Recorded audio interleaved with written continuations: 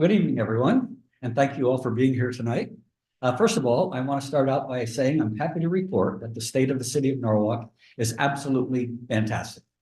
I want to start also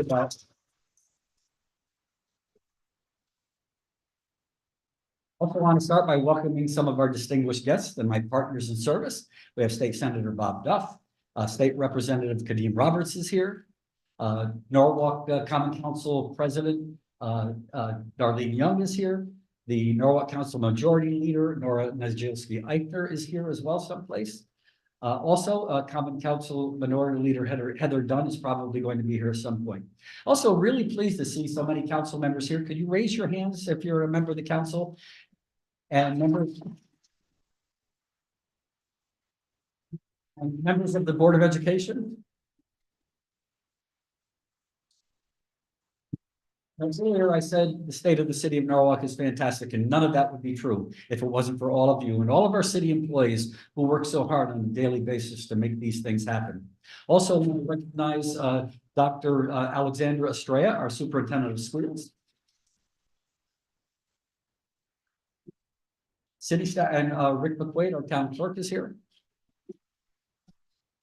Our city clerk. So I also want to welcome all of the residents, including everyone who may be tuning in online, and thank them for the opportunity to be here this evening. This is a democracy at work. We are a city for all voices. We have interpreters in Spanish and Haitian Creole for anyone tuning in online tonight. So on November 21st, I was sworn in to begin my 6th term as mayor. I'm happy to share that since taking office 10 years ago, crime is down.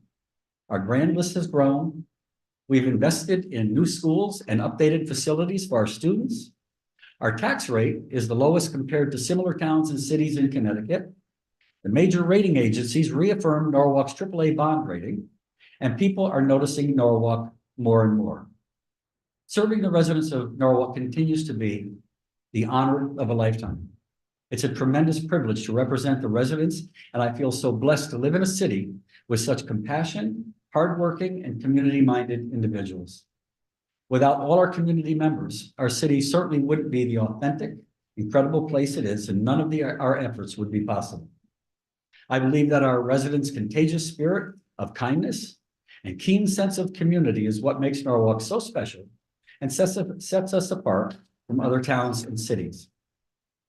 We all know that our differences make us stronger. And in the city of Norwalk, we not only recognize our diversity, but we celebrate it. My goal has always been to provide for residents with the services they need in a fiscally responsible and efficient manner, and to assemble the best team possible to manage a government that works for the people. Every day, we strive to make Norwalk a more inclusive and welcoming place to live and work and thrive. And while we have more work to do, I'm proud of the progress we've made. I'm also proud of our efforts to assemble a team that reflects our diverse community. Since coming into office in 2013, I've assembled a majority woman-led city with respect to my cabinet and department heads, many of whom are here this evening, making my administration the first in the city's history to be led by a female majority. I'm very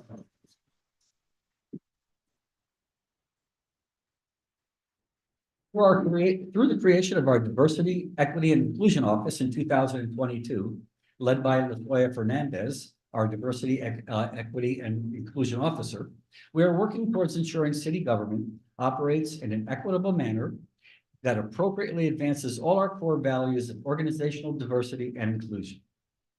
In striving to meet those goals, I'm proud to share that in 2023, the city received a score of 100 from the Human Rights Campaign's Municipal Equality Index, a national assessment of over 500 cities regarding policies and practices that support the LGBTQ+ community.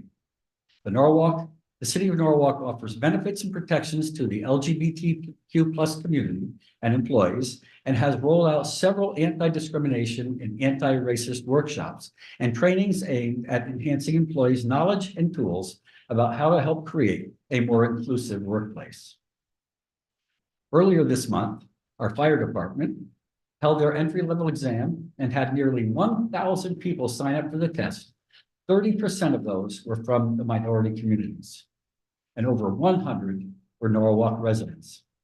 These efforts, led by Chief Gino Gatto, who is here this evening, are a result of the city's goal to execute a comprehensive recruitment effort that encourages more applicants from diverse backgrounds to take the test and join Norwalk's bravest. Additionally, our nationally accredited police department, led by Chief James Walsh, who is also here, has continued to prioritize the department's diversity recruitment efforts to make sure our police officers reflect the diverse community that they serve. These successful recruitment efforts have led to a force that currently includes 27% people of color and also has an LGBTQ plus liaison.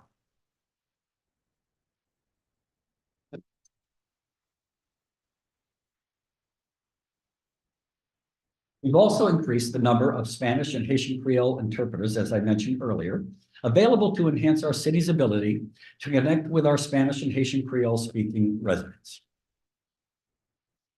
As I begin my 6th term, I continue to have big plans to ensure Norwalk keeps moving in the right direction. And I know that together we can achieve them on behalf of our residents. As we look forward, education and new schools and facility upgrades continue to be one of my top priorities. Children are the future and our most precious resource. I believe that a community that invests in children and education invests in the future.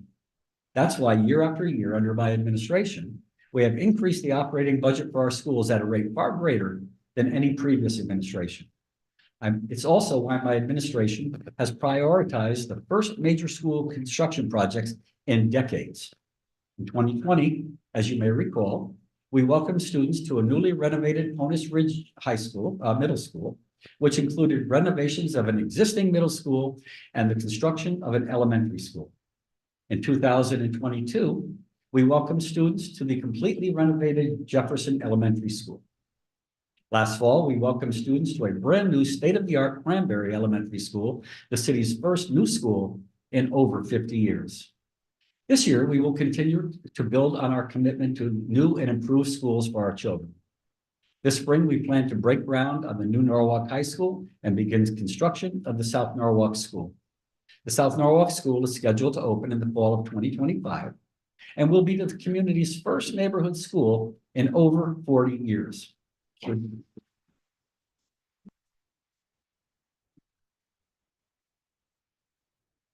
For decades, students in South Norwalk have had to travel to other schools across the city. This has been an unfair burden to these students and their families, and establishing a South Norwalk neighborhood school will finally provide a much-deserved community school for these individuals. We've also invested in the areas surrounding the new South Norwalk School to make sure the location is safe and ready for our students. The city has allocated $3.5 million to address flooding and improve area sidewalks and streets, and to create a safer, more aesthetically pleasing environment for students and their families ahead of the school opening. We are grateful to the state for the 60% reimbursement rate that Norwalk is receiving for the construction of the schools. We also couldn't be happier to be receiving an 80% reimbursement rate from the state for the new Norwalk High School, which is projected to welcome students in 2027. These incredible reimbursement rates will save taxpayers millions upon millions of dollars while creating state-of-the-art learning environments for our children. These reimbursement rates in new schools wouldn't be possible without Senator Duff's leadership in the Senate and his unwavering commitment to Norwalk's youth. Thank you.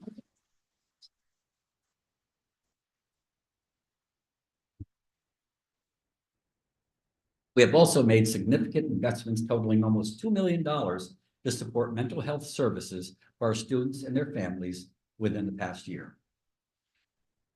So as we look ahead, another area of focus for my administration is addressing the threats of climate change through several sustainability initiatives. I am determined to make Norwalk the greenest city in the state of Connecticut.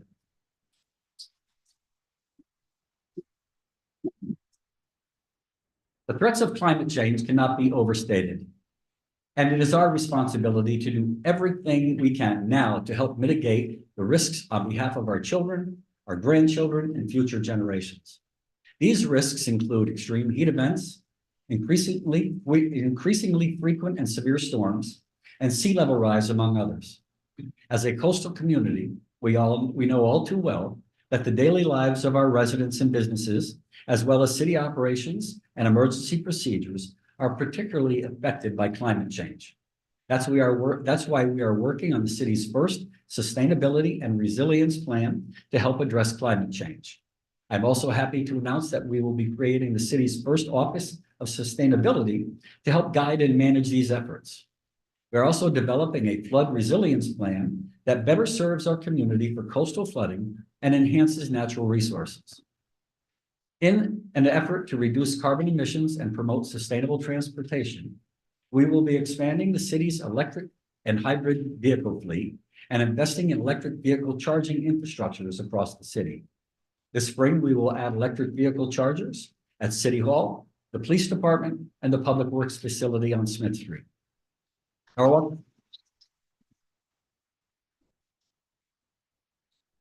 Norwalk Transit District, under the leadership of Matt Pence, is undergoing a facility renovation that will be completed later this year, after which electric vehicle charging infrastructure will be in place and electric buses will be added to their fleet. Thank you.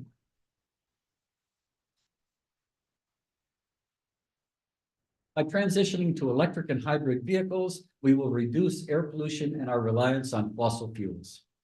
As you know, the city has also been committed to increasing walkability and connectivity, a crucial component of reducing our overall carbon footprint. Through our newly relaunched Mayor's Dashboard, which you can find on our website, you can see how from 2021 to 2022, the city doubled the amount of sidewalks we installed, and in 2023, we installed over 41,000 linear feet, almost 8 miles of new sidewalks. We focused our efforts on adding sidewalks near schools, residential neighborhoods, and downtown areas. In 2024 and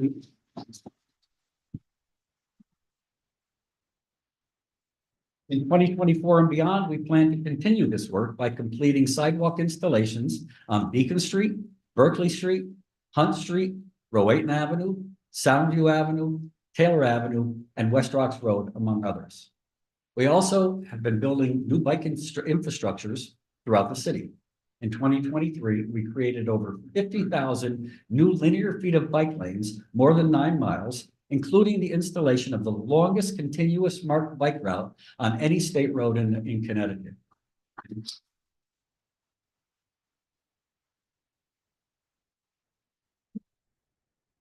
In recent years, we've also expanded our bike racks so that cyclists have more places to park their bikes. City now has nearly 90 bike racks, and each year we plan to add more bike-friendly infrastructure.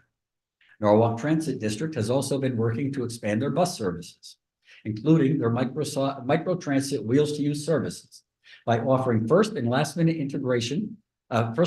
mile integration with the regional bus network and Metro North train stations in Norwalk.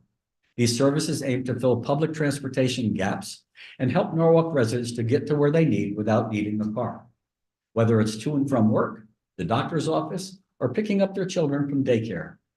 The bus services provided by Norwalk Transit District, combined with the city's newly installed sidewalks, bike lanes, and bike racks, has allowed us to continue increasing walkability and connectivity while protecting our environment by reducing the city's carbon footprint.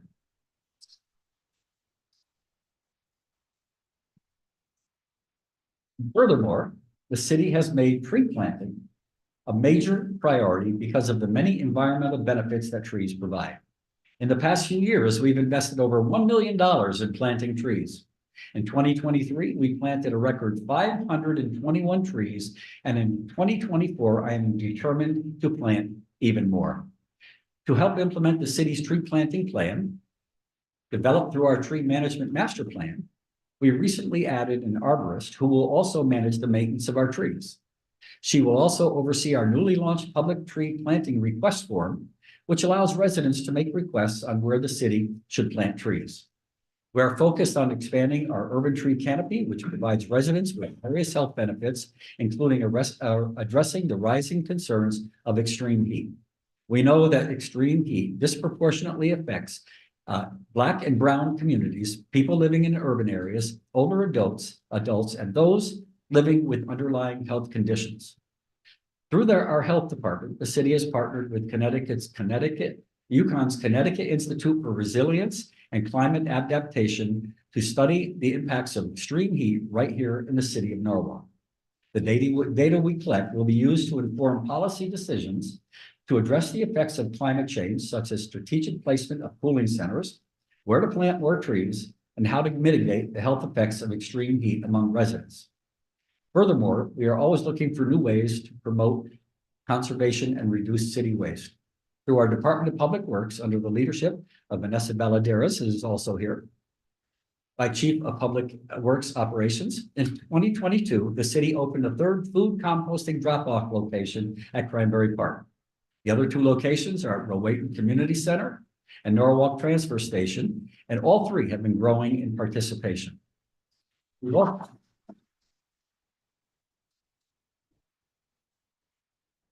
also added new conservation programs to recycling clothing, cans, and bottles. Another way we've increased our conservation efforts by enhancing our wastewater system infrastructure to ensure our collection system and wastewater treatment facility have sufficient capacity for all new projects. And they do. As you can see on our dashboard, we continue to steadily come in well below our wastewater flow capacity, thanks to our continued investments in infrastructure and a thorough review by the WPCA of all current and new projects.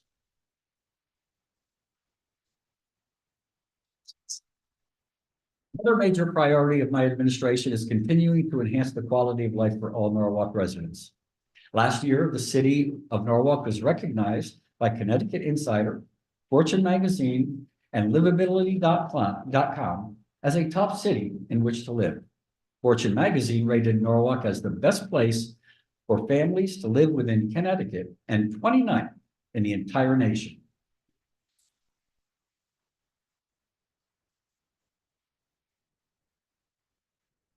To continue enhancing the quality of life, we recently adopted our 10-year Recreation and Parks Master Plan, which aims to expand recreation opportunities to benefit residents' physical, social, and emotional health. I want to thank Robert Stowers, our Director of Recreation and Parks, and his team for their hard work on this effort. Thank you, Robert. Our Department of Recreation and Parks is also working towards achieving accreditation through the National Recreation and Parks Association, which would make us among the first municipalities in the state to achieve this designation. One significant initiative from the master plan that's already in the works is creating the brand new Norwalk Community Recreation Center at 98 South Main Street in South Norwalk. The Community Recreation Center will be an incredible resource where community members can come together to exercise and engage in social activities. The master plan also includes increasing outdoor recreation facilities by adding year-round tennis programs, expanding amenities for Norwalk's furry family members at our dog parks, and completing the construction of more pickleball courts. The expansion of pickleball courts is in response to community's feedback, as the sport has become increasingly popular. In 2022, we built the city's first set of pickleball courts at Woodward Park. In October, we celebrated the groundbreaking of 8 new pickleball courts at Rowayton Elementary School, 4 at Ludlow Park, and 5 at the Norwalk Senior Center. This year, we will also focus on improving existing parks and green spaces by adding new amenities such as picnic areas, recreation facilities, and playgrounds.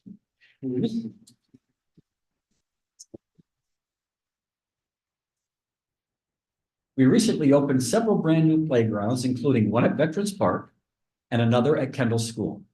In 2024, we plan to complete many others, including playgrounds at Cranberry Park, Blacks Hill Park, Ludlow Park, Fountain Street Park, Devon's Place, and Marvin School, so that families have a wide variety of places to bring their little ones out to get outside, exercise, and enjoy the fresh air.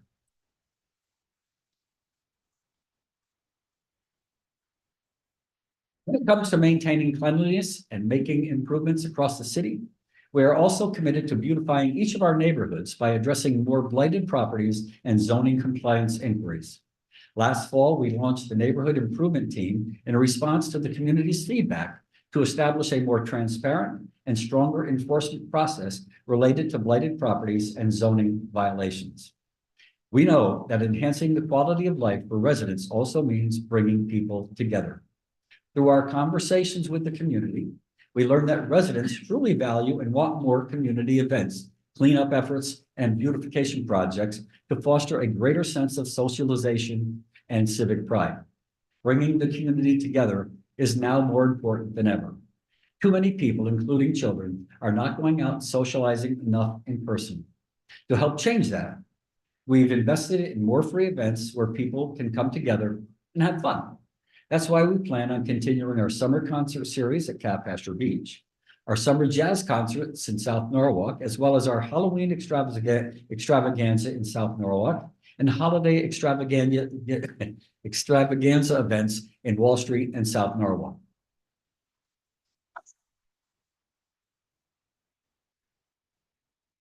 Furthermore, we wouldn't be able to meet the needs of our residents without our well-established health department that works tirelessly to help ensure the safety and healthy environment for all under the leadership of our health director, Deanna Diamore, who I think is here. Also diligently directed our national accreditation process, leading Norwalk to become the first local health department in the state of Connecticut to achieve accreditation in 2014. Our Norwalk is making substantial progress in improving the quality of life. We also know that we can't properly achieve our goal of enhancing all residents' quality of life without focusing on social equity and inclusion. That's why in 2021, I reinstated the Commission on the Status of Women after it had been inactive since the early 1990s. Norwalk is now one of 2 municipalities in the entire state to have a Commission on the Status of Women. The commission helps the city review and enhance our progress in eliminating gender-based discrimination and improving the overall status of women, girls, and other marginalized gender identities, such as transgender people and gender non-conforming people. When it comes to addressing issues of equity and inclusion, we also have a Fair Rent Commission and an ADA ad hoc committee hard at work. In following through on our commitments to make Norwalk accessible for everyone, we brought on an ADA coordinator to do a comprehensive review of accessibility on city properties. That work is well underway, and we are determined to expand accessibility for everyone in the disability community.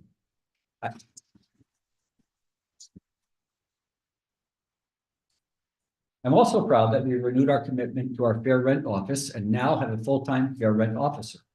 Over the last year, the Fair Rent Office has served 426 households in the city and has invested nearly $1 million in initiatives to provide housing stability. Access to safe, affordable housing is a major issue across our state and nation and in the city of Norwalk. And the city of Norwalk is committed to supporting housing stability because we believe that everyone deserves a roof over their head and a warm bed in which to sleep. That's why we've made housing a major priority, especially affordable housing.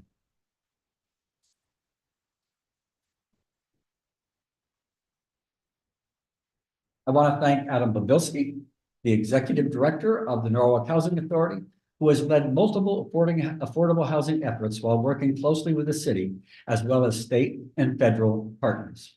To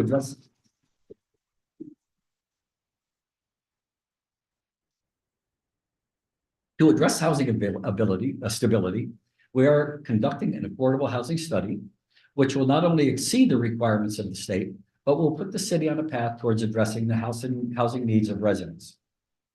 One of the main goals of the housing study is to help residents from the lower income groups, specifically those who fall into the income gap between $35,000 and $65,000 per year.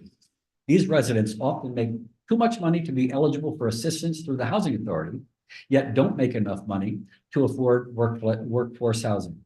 The housing study will help identify how many people fall into this gap and will develop strategies to help them. Simultaneously, we've assembled an affordable housing advisory committee, which will oversee the study and make actionable housing policy recommendations. In 2022, after recognizing how many members of our community were struggling, especially following the onset of the pandemic, we launched our Community Resource Hub. The Community Resource Hub is housed in our Community Services Department, led by Lamont Daniels, my Chief of Community Services. It is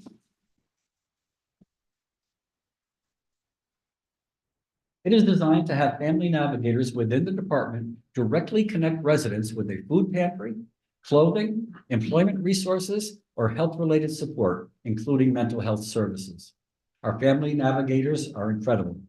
They meet with residents daily and offer their services in English, Spanish, and Haitian Creole. In 2023, our Community Resources Hub served nearly 1,000 households and 2,500 residents.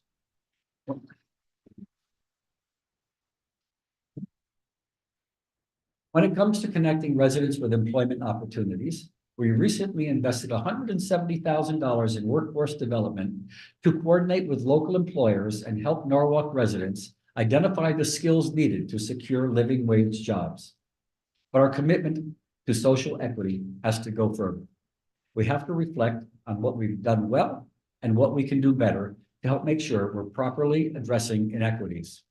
That's why I'm also proud to share that we are investing $150,000 in an innovative, equity-driven South Norwalk community plan to ensure we are balancing economic and community development for all residents.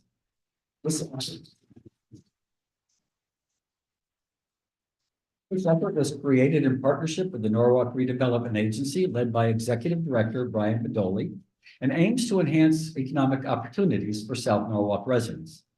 Usually using a social equity lens, we plan to have more conversations with the South Norwalk community about new ways the city and redevelopment agency can better support residents on a variety of issues, including housing. A lot of meaningful work happens when we allow ourselves to reflect on where we've been and look to where we want to go. We don't get there by continuing the status quo. We get there by being honest with ourselves and being willing to make big changes that may seem uncomfortable at first.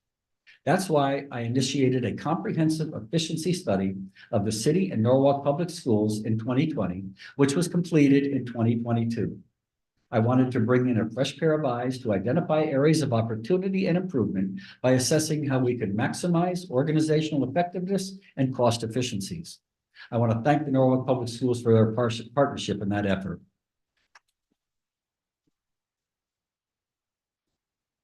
We have implemented many of the recommendations immediately and are continuing to make meaningful steps to implement many of the others. It's also why in 2018, I proposed a comprehensive reorganization of the city government's administrative structure, a change that at the time, many referred to as unprecedented in modern Norwalk history. At that time, I had more than 20 direct reports, and many departments that should have been working closely together were working in silos.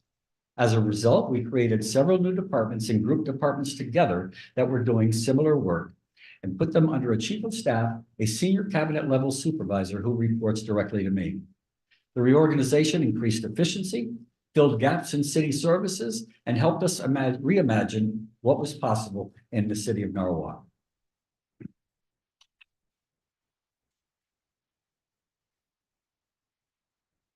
One of the new departments formed by the reorganization was our Transportation, Mobility, and Parking Department. Under the leadership of Jim Travers and Garrett Villela, the director and assistant director of the department, the city is developing a complete streets plan and reimagining what future designs of our streets will look like. While working closely with the community, the department received a lot of ideas and feedback about how residents envision their streets. The city of Norwalk is determined to redesign the streets to better incorporate the safety, mobility, and accessibility needs of all road users, regardless of age, ability, or their choice of transportation mode.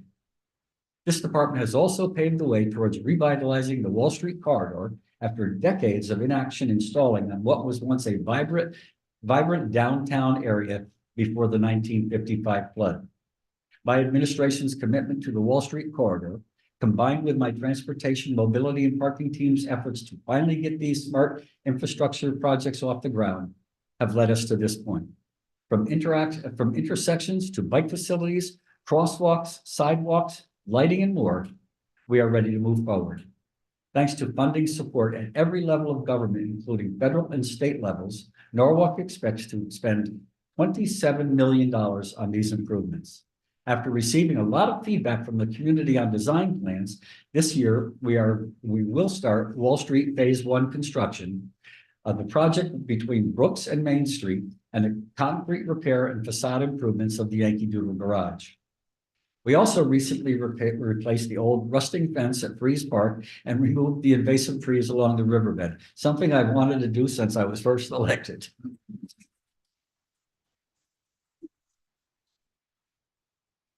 For all of these revitalization efforts and with input and support of our residents, we will help grow our local economy, sustain our small business community, and make a lasting impact on the future of Wall Street, something long overdue.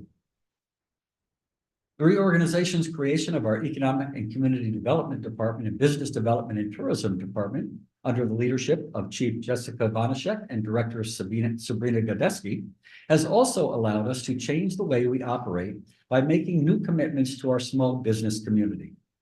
By partnering with small business and the Norwalk Chambers of Commerce, we have prioritized growing our local economy and increasing local jobs.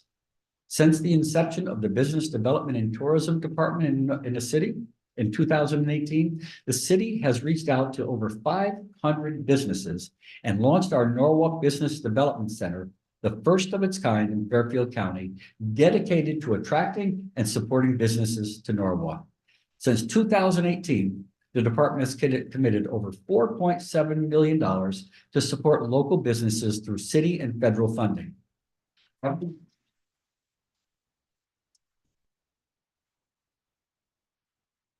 Of the $4.7 million the city has already committed, over $2 million has been allocated to the small business community through grants from the COVID-19 mitigation program, the Kiva micro grant program, the Norwalk Innovations Program, and the Storefront Improvement Program. Of the business-related funding distributed citywide, more than 75% has gone to women and minority-owned businesses.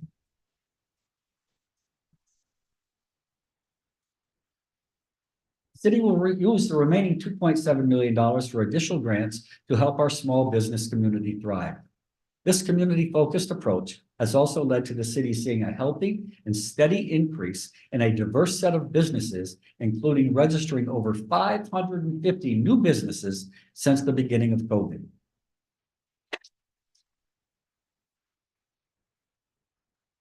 My final major priority for my sixth term has been consistent throughout all of my terms. I want to do everything we can to keep property taxes down for our residents. As I mentioned earlier, many people in our community are struggling financially. Many people grew up here and want to stay here because they love Norwalk. And we want to help make sure they can continue to afford to live in the community that they call home. We simply cannot increase people's property taxes to the point where we are jeopardizing residents' ability to continue to afford to live here. Property taxes are top of my mind as we enter another budget season. And I'm proud that in the city of Norwalk, we have maintained the lowest mill rate or tax rate compared to other similar towns and cities, including Bristol, Danbury, Hartford, Meriden, New Haven, Stamford, and Waterbury.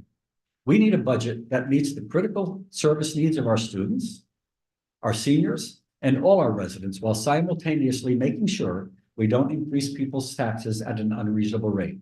And with the hard work and thoughtfulness of our Common Council and our Board of Education, I know we will strike the right balance. On another financial note, I'm happy to report that Norwalk has established itself as a financially responsible city through its Grand List and Rainy Day Fund, among other financial metrics. We have members of our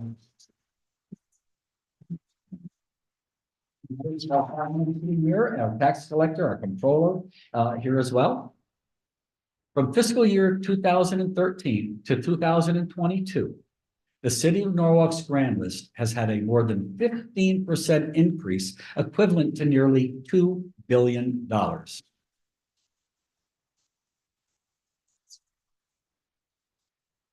Our rainy day fund remains strong and continues to be a contributing factor as to why all three major rating agencies reaffirmed Norwalk's AAA bond rating.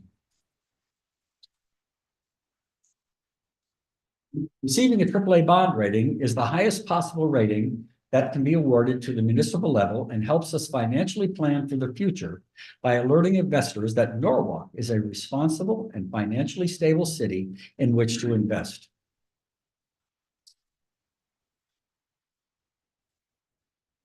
As I wrap up, I also want to acknowledge a few other recent achievements, starting with the excellent work of our fire and police departments and we are deeply grateful to all of our Norwalk's first responders.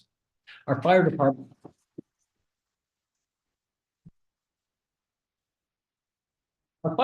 has increased its inspections and continues to respond to nearly 800 calls for service each month between emergency medical services and fires. I think I speak for everyone in the city of Norwalk when I say thank you to our fire department for keeping us safe 24 hours a day, 7 days a week. Thank you.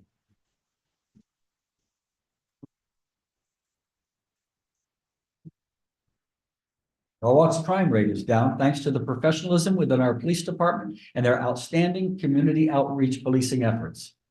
Since 2014, aggravated assault is down nearly 70%, burglary is down 56%, and robbery is down nearly 60%.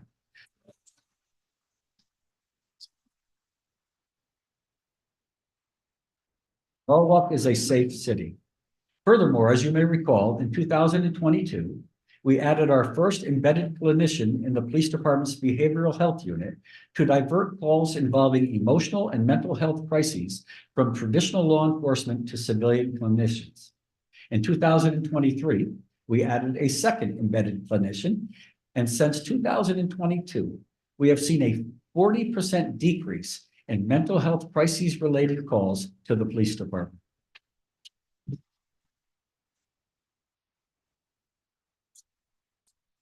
2023, our police department also successfully reached the recommended staffing level of 183 sworn personnel. I want to thank the police department for their hard work and unwavering commitment to keeping our community safe.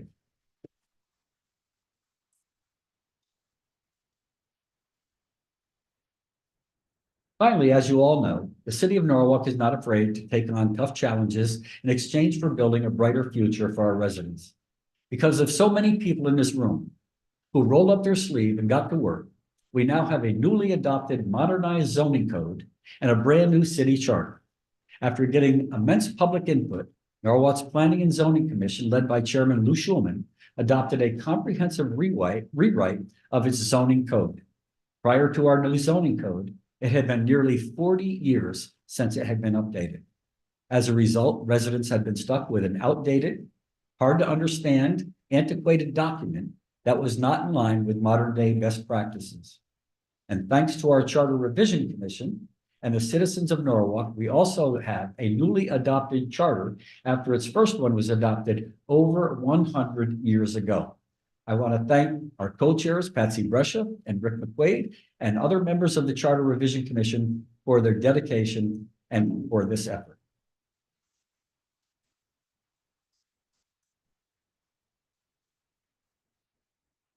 I want to thank everyone here tonight and those who tuned in, and every Norwalk resident in our community. It is our residents' input and continued active participation in our democracy that makes our government work. So, residents of Norwalk, thank you for instilling your confidence in me as we work together to build a brighter future for every single community member. Lastly, but certainly not least, I want to thank my wife, the First Lady of Norwalk, Lucia Rilling, who is here this evening, for her love and support and for her shared commitment to continuing to make Norwalk the greatest city in Connecticut and even our nation. She's a person who has volunteered on the board of Person to Person, Catholic Charities, Room to Grow, and works with many other organizations. I think sometimes she's busier than I am. So having said all that, I do again thank you all for being here. Thank you all. God bless the city of Norwalk and God bless all of you.